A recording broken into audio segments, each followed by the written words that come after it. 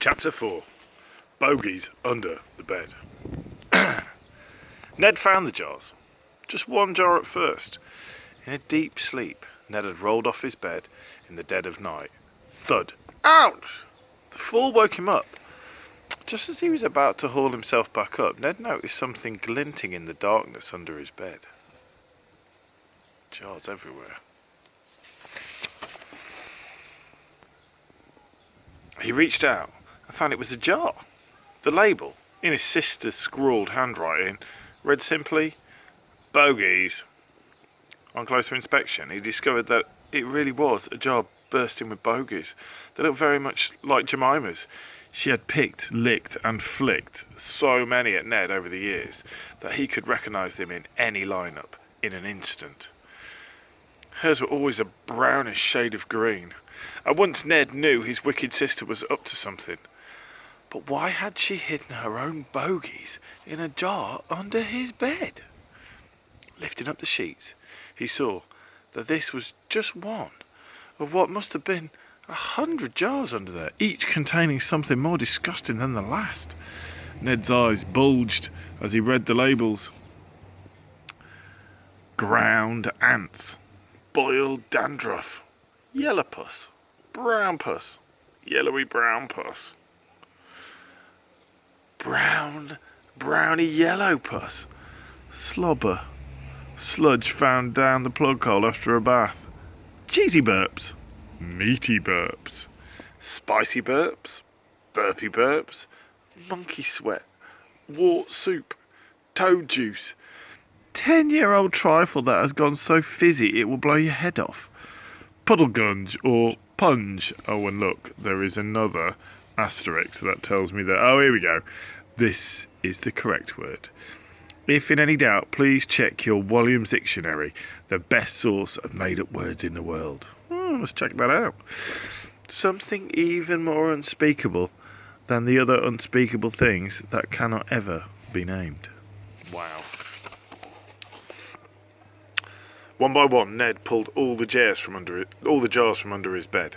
He was careful not to clink them together. The sound would wake up his wicked sister, who was sleeping in her room next door. Then Ned hoisted himself up onto his battered old wheelchair so he could go hunting for more jars.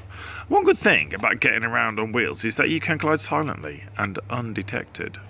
As long as you don't bump into furniture, donk, or run over the cat. Meow! Ned rolled past his sister's bedroom and headed into the living room. Now, thought Ned, where would be a good hiding place? It turned out everywhere there were jars and more jars of yucktastic stuff hidden all over the room. Oh, don't delay. Buy your Williams Dictionary today. To look on Amazon. Under the sofa. Behind the curtains. On top of the bookshelf. In the sideboard. Under the cushions. Behind the plant pot. Inside the lampshade. Under the coffee table. Gosh, they're everywhere. The same was true of the kitchen and the hallway. Rolling past the boiler cupboard, Ned heard gurgling. Gurgle, furgle, durgle. On opening the door, he could see jars and jars with gunk oozing out of them. The heat from the boiler must have made the gunk expand. It was a wonder that one of the jars hadn't exploded. Once again, all the jars were labelled, each full of something more puzzling than the last. What was all this stuff? Bloom, grunge, spludge, fugle, winkydink, muppety, funk, woolly-bumps, noodle, boo-boo, dunty-punt, snut, miggle, piffle-paffle, zonty-wonty, woo-wah, plutz, bim-bam-booly. Oh, do you know what? I think zonty-wonty, woo-wah might be my favourite.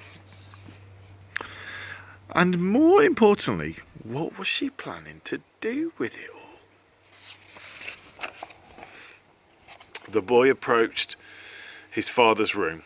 He peeked through the gap in the door. Their bed was empty. was the early hours of the morning. The pair were already at work. No doubt Dad was heading out to sea and Mum was setting up the market stall. A quick search by Ned of the back of their wardrobe revealed jars, jars, and more jars. Curious and curious, he muttered to himself. Then the boy rolled back into the hall, making his way towards his dreaded sister's bedroom. Trundle, trundle, trundle. Ned was sure somewhere in there would be the answer. He put his ear against her door.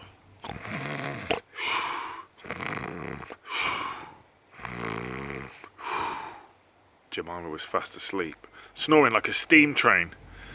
The sign on her bedroom door read, "Entry strictly forbidden.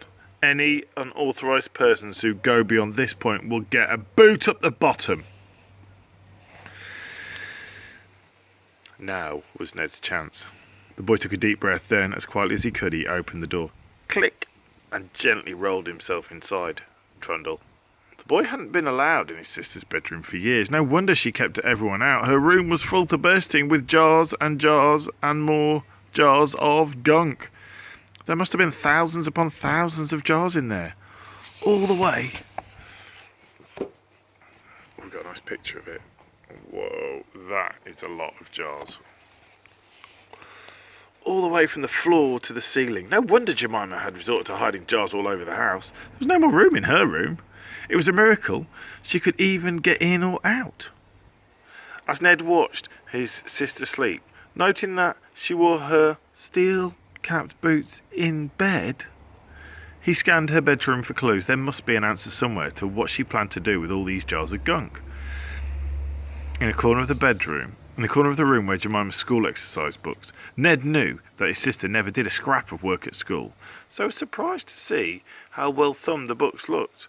Upon opening them, Ned discovered that they weren't full of schoolwork at all. Oh no, they were full of plans for the diabolical trick she was about to play on him.